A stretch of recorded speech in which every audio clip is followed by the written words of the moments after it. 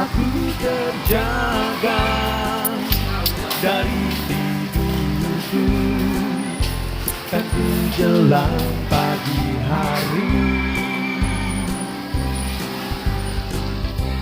Buka jendela, bayu menerangi. Assalamualaikum warahmatullahi wabarakatuh. Saya Junaidi, mahasiswa PPG Daljak 2023 PIS 2 K2, NIM PPG 2332220008, LPTK UIN Raden Mas Said Surakarta. Pada hari ini tanggal 1 Februari 2024, saya melaksanakan uji kinerja atau UKIN yang merupakan rangkaian akhir pembelajaran PPG di Min 1 Belitung Timur secara tatap muka. Mohon saran dan masukan dari Bapak Ibu penguji. Itu saya lampirkan formulir pendaftaran UKIN dan inilah video pembelajaran saya. Terima kasih. Siap, beri salam. Assalamualaikum warahmatullahi wabarakatuh.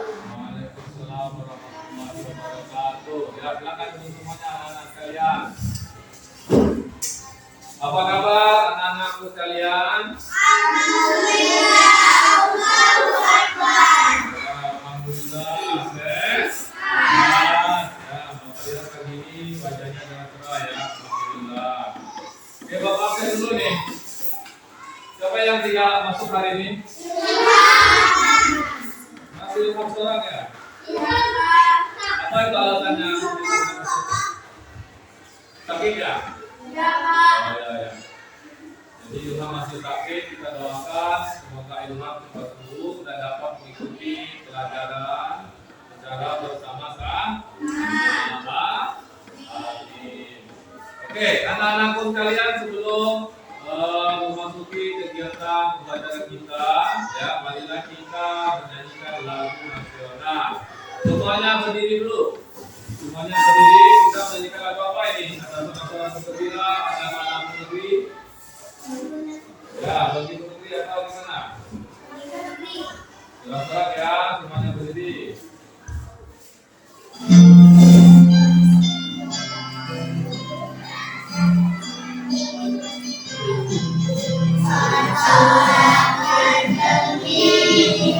Bergembira semua, sudah merah negeri kita, Indonesia merdeka, Indonesia merdeka, Republik Indonesia, itulah hak milik kita untuk selama-lamanya.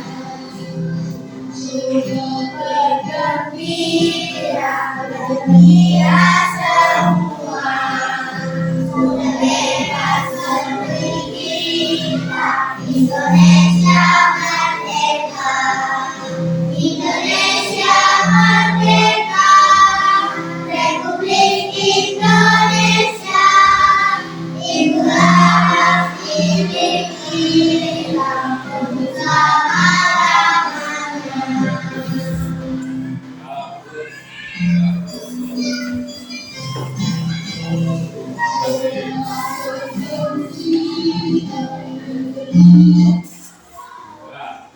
Tadi lagu sorak-sorak bergembira. Bagaimana judulnya? Sorak-sorak bergembira. Harapan Bapak ya dalam proses kegiatan belajarnya ini ya perlu riang dan gembira. Tidak ada ya. Tidak ada apa? Tidak ada yang males-malesan atau apa begitu ya. Jadi harusnya bergembira. Oke. Jadi anak-anak sekalian, di Min 1 itu ada namanya program pembiasaan. Ya, program pembiasaan yang kita sepakati di sekolah kita itu adalah membaca surah-surah pendek. Nah, kebetulan pada kelas 4A, anak-anak itu ya menurut informasi dari wali kelasnya sudah sampai di surah Asy-Syamsu ya. Nah, Itu sudah sangat hebat ya, sudah hafal sampai di surah itu sudah sangat banyak. Oke, silakan semuanya dibaca surah itu dipimpin oleh ketua kelasnya. 1, 2, 3. A'udzu billahi minasy syaithanir rajim. Bismillahirrahmanirrahim. Wasyamsi wadduhaha wal qamari idza talaha wan nahari idza jallaha wal laili idza yaghshaha was samai wa ma banaha wal ardi wa ma طحاها ونفس وما سواها فألهمها فجورها وتقواها قد أفلح من زكاها وقد خاب من دساها كذبت ثمود بطغواها إذ انبعث أشقاها فقال لهم رسول الله ناقة الله وسقياها فكذبوه فعقروها فدمدم عليهم ربهم بذنبهم فسواها ولا يخاف عقباها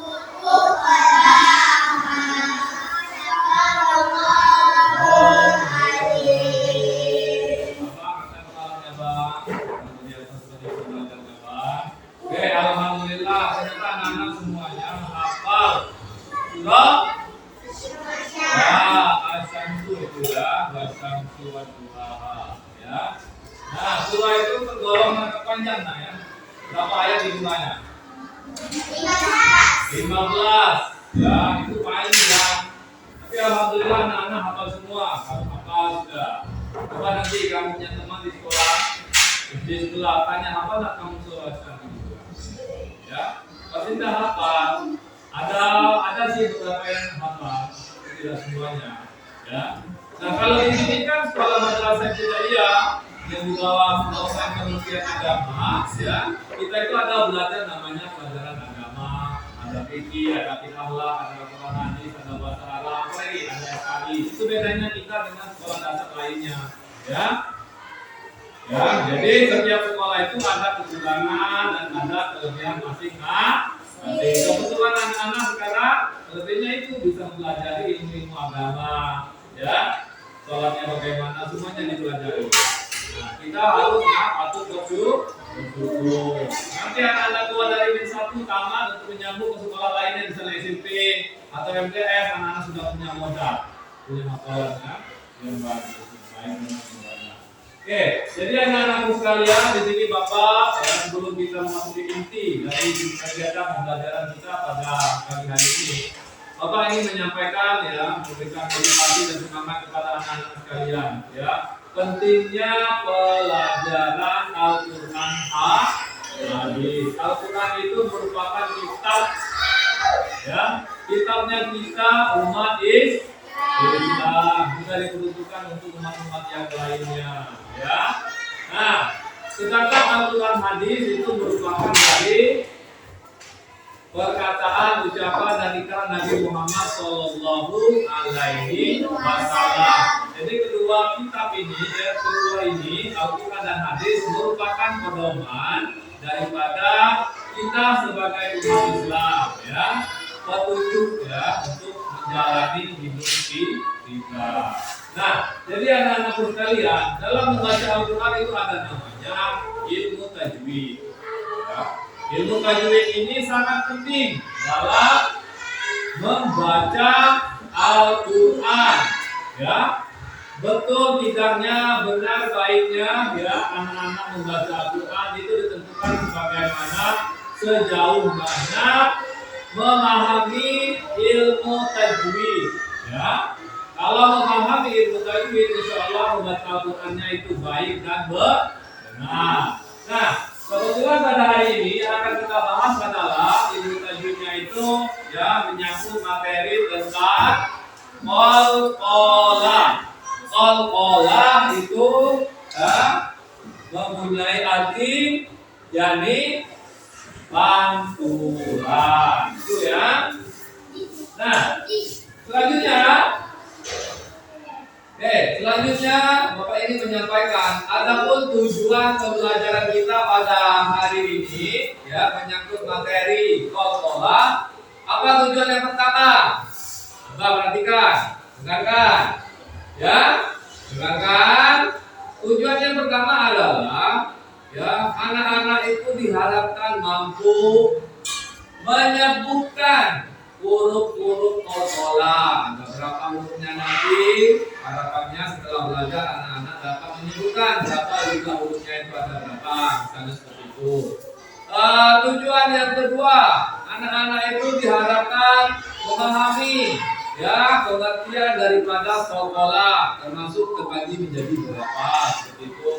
Yang ketiga, harapannya anak-anak itu mampu menerapkan hukum bacaan qalqalah secara baik dan benar.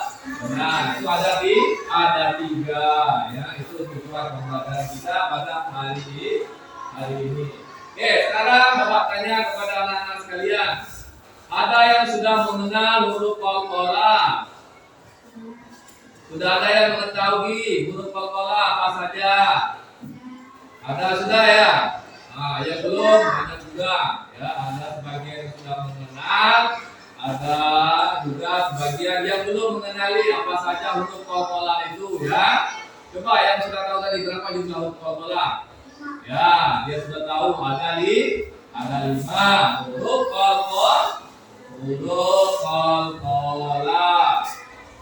Oke, jadi anak-anakku sekalian, pada hari ini yang perlu anak-anak ketahui ya, dalam kurikulum berdiferensiasi, dalam kurikulum merdeka ada namanya diferensiasi. Diferensiasi ini artinya perbedaan. Jadi setiap anak itu memiliki ya kekurangan dan kelebihan masing-masing yang tidak akan mungkin sama, pasti berbeda. Begitupun juga dengan gaya belajarnya.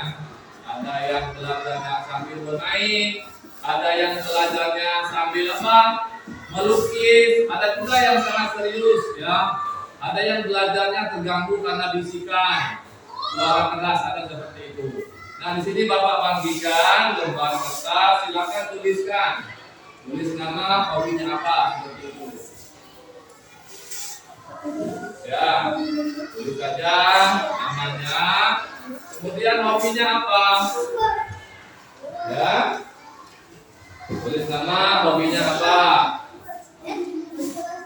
Nah ini tulis namanya, hobinya apa, bidangnya apa, seperti itu. Tulis saja. Nah dari situ nanti Bapak akan mengetahui, ya kita akan bagi kelompok sesuai dengan minat dan hobinya masing-masing. Silakan.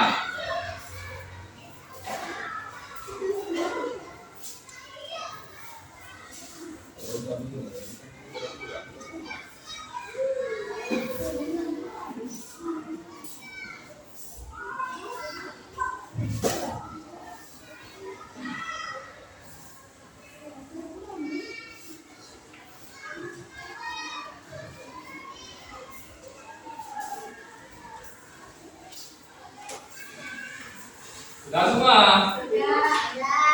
Ya sudah.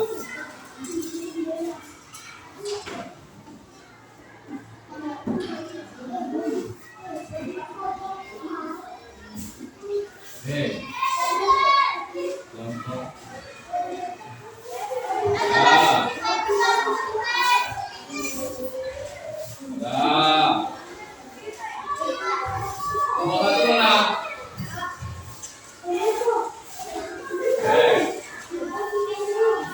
Oke, jadi anak-anakku sekalian, ya.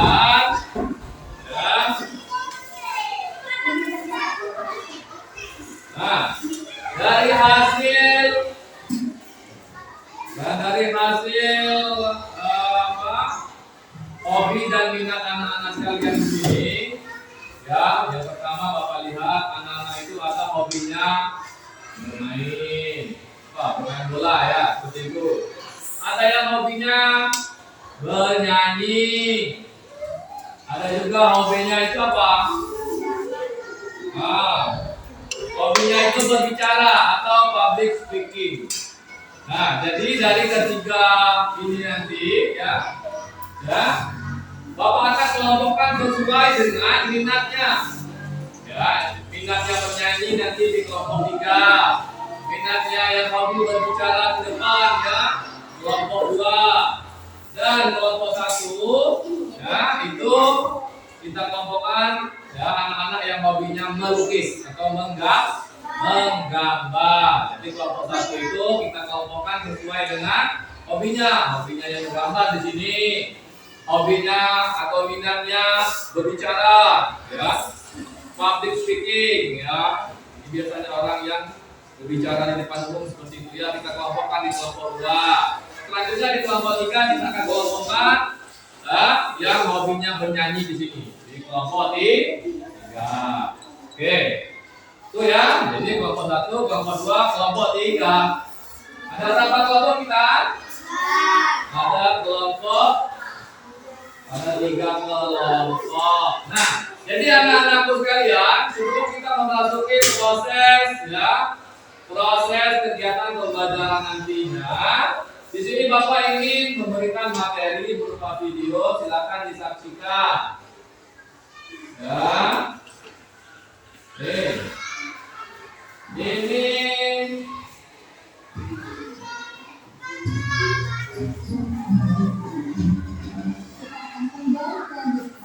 terkait bola ya. Yaitu tentang pola. Nah, teman-teman, sebelum lebih jauh, Akan disaksikan. kita harus tahu dulu nih pola secara bahasa itu apa. Jadi pola secara bahasa artinya getaran atau pantulan. Ya, apa yang dipantulkan atau digetarkan akan bahas di pengertian pola secara istilah. Jadi menurut istilah pola adalah pantulan atau getaran suara yang keluar ketika menggunakan huruf pola yang disukunkan atau sukun. Ya, ini yang sukun atau disukunkan. Jadi syarat dari pola ini adalah hurufnya harus sukun atau mati. Hurufnya apa aja? Hurufnya adalah o, ba, jim, dan dal, atau dikumpulkan dalam kalimat kubujadin atau baju di kapal. Ya, untuk lebih cepat hafal. Bagaimana cara membunyikan atau membaca huruf pola tersebut? Yang pertama tentunya dengan memantulkan huruf pola tersebut ketika dalam keadaan sukun atau disukunkan. Yang kedua, kita mengucapkan vokal pantulan hanya setengah dari kata. Yang ketiga, kita mengeluarkan bunyi pantulan itu hampir sama kuatnya dengan huruf ketika dia dikatakan atau gem. Dan yang selanjutnya kita mengalihkan bunyi pantulan tersebut. Dan yang terakhir, ketika huruf polanya berada di akhir kalimat atau diwakafkan dan hurufnya bertasydid, maka kita langsung menggunakan dulu tasydidnya, baru kita menggunakan vokal pantulan maka pasti dengan adanya sangat. Nah, sekarang untuk lebih jelasnya kita akan lanjut ke jenis-jenis. Ini yang jenis-jenis polanya ya. Pola terbagi menjadi 2 jenis. pertama adalah qalqalah sughra, yang kedua adalah qalqalah kubra. Nah, kita bahas yang pertama ya. Qalqalah sughra. Sughra artinya kecil.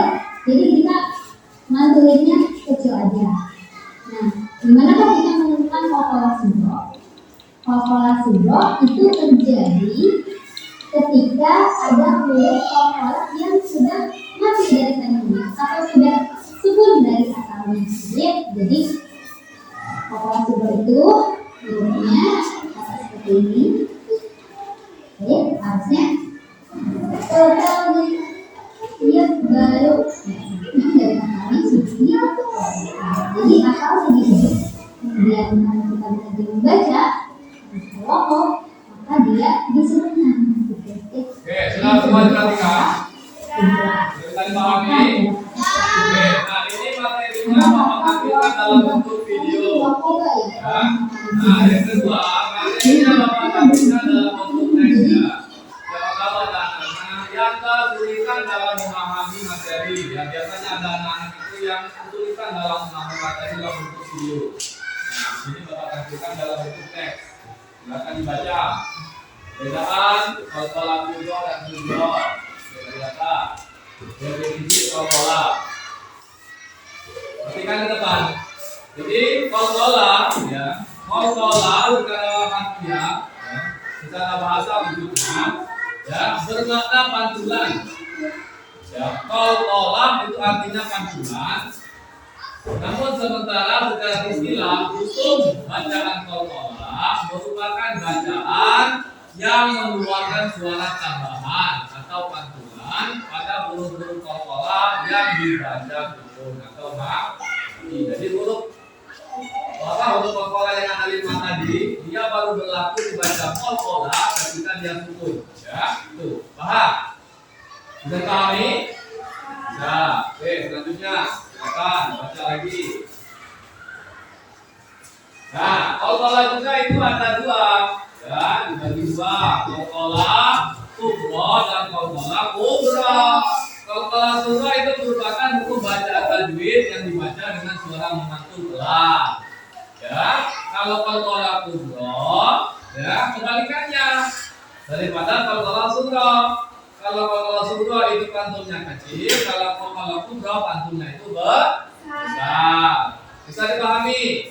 Bagaimana kecilnya perbedaannya itu bagaimana? Ya, kalau qalqalah sughra, ya pantulan kecilnya itu ketika huruf qalqalahnya matinya itu asli, ya sukunnya itu asli.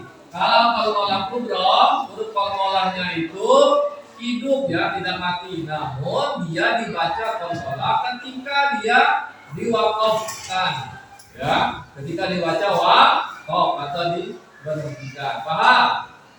Nah, jadi materinya telah Bapak tampilkan dalam bentuk video, juga Bapak tampilkan dalam bentuk teks atau tulisan. Nah, selanjutnya ya Bapak minta kepada anak-anak ya, Bapak berikan tugas ya, itu bagaimana kelompok yang telah dibagi sesuai minatnya tadi ya. Jadi ada 3 kelompok.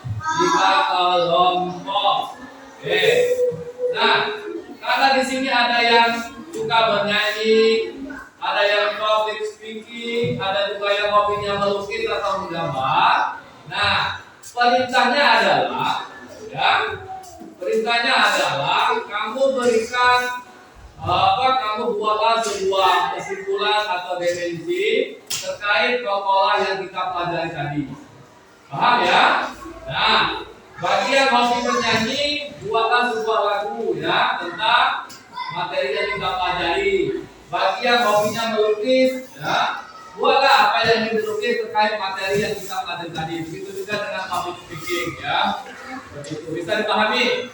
Bisa ya? Oke, ini Bapak bagikan, silakan dibuat.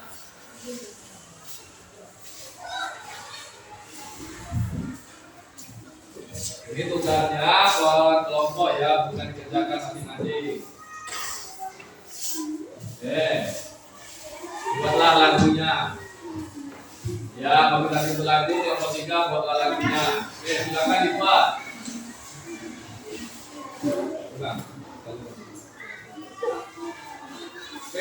itu, Bang? Ya, boleh buat lagi.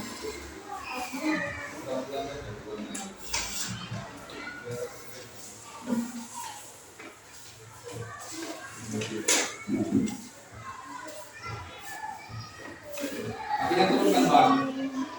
Sini, Bang. Sini, Bang.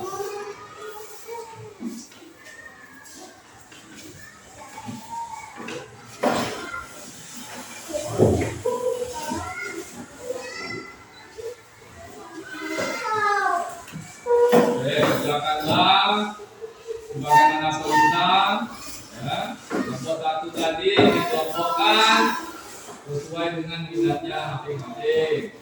Nanti itu hobinya menggambar. Ya, kerjakanlah. Ya, apa yang ingin dibuat atau apa yang ingin digambar tadi materi pola yang telah kita baca tadi. Begitu juga kelompok dua yang hobinya public speaking, hobinya ngomong saja misalnya dalam belajar. Ya, buatlah apa yang ingin disampaikan nanti ya. Begitu juga dengan kelompok tiga yang hobinya tadi apa? Menyanyi. Buat lagu apa? Bukan terkait materi yang kita pelajari tadi. Ya?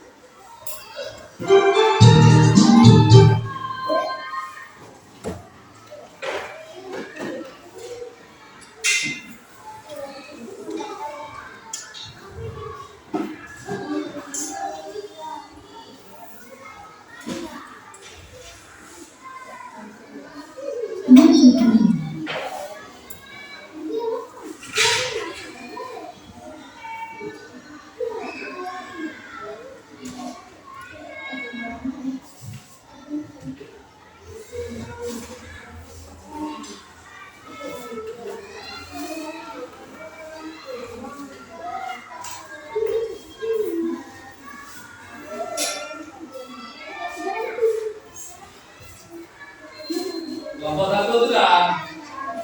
Kelompok satu sudah. Kelompok yang lain gimana? Apa kelompok dua sudah? Lalu masih proses. Kelompok tiga.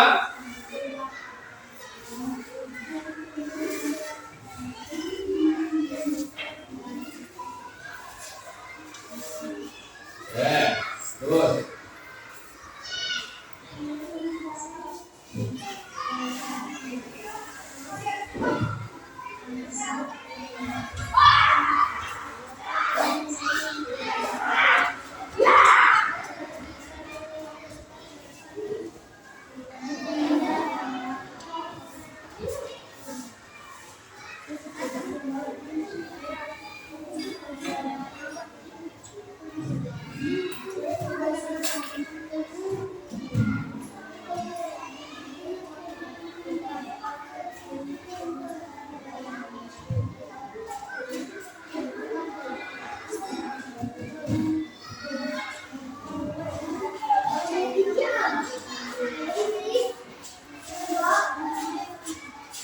Ya, benar semua anak. Kelompok satu gimana?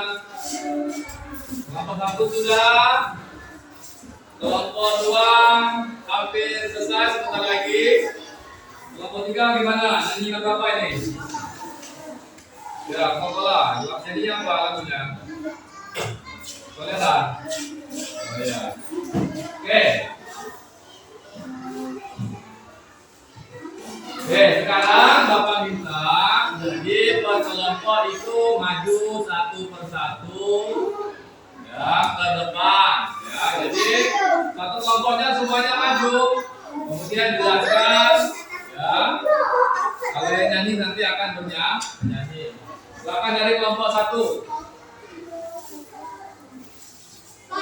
Yang kedua.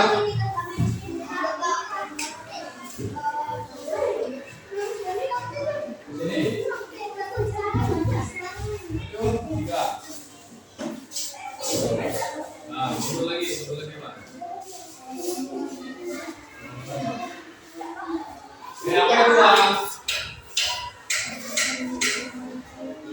Huruf kolkola. Coba Bang, disebutkan. Kasih tahu bagaimana yang lain. Ba. Ya. Ko. Ya. Jadi huruf kolkola ada berapa Bang? Ada 5. Jadi ini teman-teman dari kelompok 1 yang hobinya menggambar tadi, bentuknya seperti ini ya. Ya. Bagus sekali. Bisa beri tepuk tangan untuk kelompok 1. Oke, silakan dulu. Oke, sekarang selanjutnya kelompok 2. Sekarang kelompok 2 maju. Ya. Maju semua sini. Semua. Kelompok 2 tadi itu hobinya apa? Ya bagus sini. Ya kalau lagi belajar tuh hobinya ngomong saja. Nah ini. Jadi apa yang disampaikan? Ini Bang, geser sedikit. Apa di tengah? Apa di tengah? Ya silakan dibaca. Nah, kalau kita ngomong di tengah.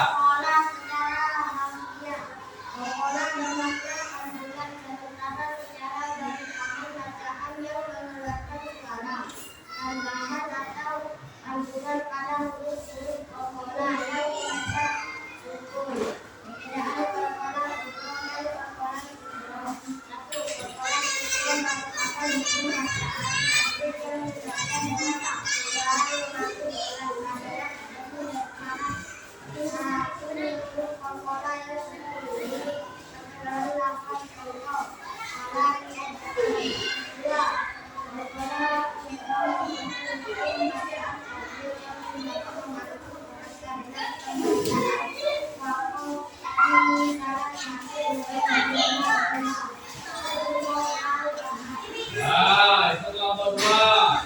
Kita beri tepuk tangan dulu. Nah, silakan buka. Wah, selanjutnya kelompok 3 yang hobinya bernyanyi. Nah, sana. Ya, betul.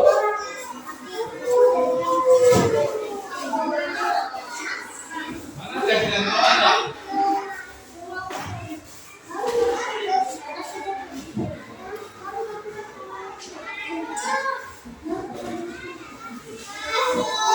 Silakan nyanyi.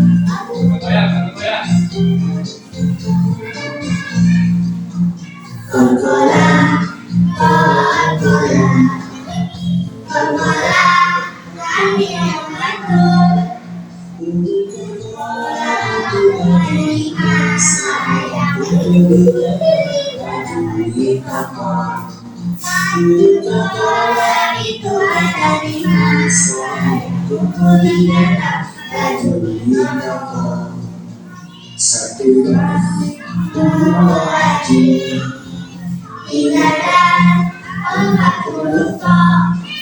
Terima itu huruf kok. Saya kena ketemu dibantukan saja. Terima itu adalah saya yang layak diberikan saja. Kokola, kokola, kokola artinya mengandung.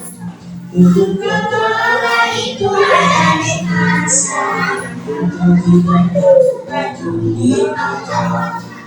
Untuk kokola itu ada di asa, untuk dibentuk baju di toko. Setelah dua lagi. 40 ton yang kelima itu huruf kosa kalau ketemu dibantukan saja. Yang kelima itu huruf kosa kalau ketemu dibantukan saja. Yang kelima itu huruf kosa kalau ketemu dibantukan saja.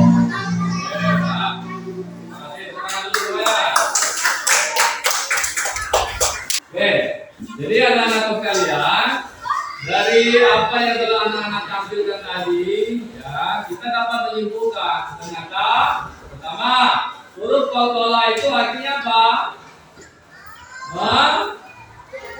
Memantukan. Ya, kemudian yang kedua, kokola terbagi menjadi ada dua kokola.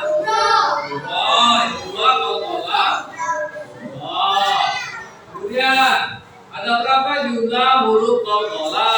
5. Apa? 1, 2, 3, 4, 5. Jadi huruf kokola ada di baju di itu huruf-hurufnya. Nah, sekarang pengertiannya secara istilah. Ketika ya kokola sumro ya. Jadi apabila ada huruf kokola yang lima tadi matinya asli benar-benar mati ya, maka dia disebut kokola. Ya, cara membacanya dipantukan dengan sedang saja lembut ya, tidak terlalu keras. Nah, kalau kokola kumro ya, apabila ada huruf kokola ya, ketika dia diwakafkan atau diberhentikan ketika dibaca wakaf, ketika diwakafkan, maka ya itu namanya kokola kumro dan dibacanya itu secara keras.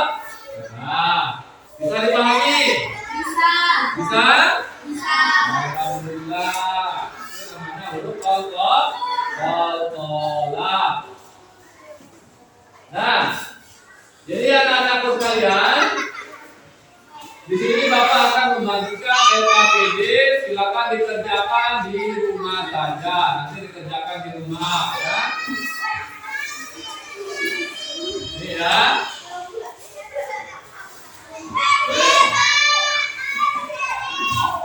Ini dikerjakan di rumah.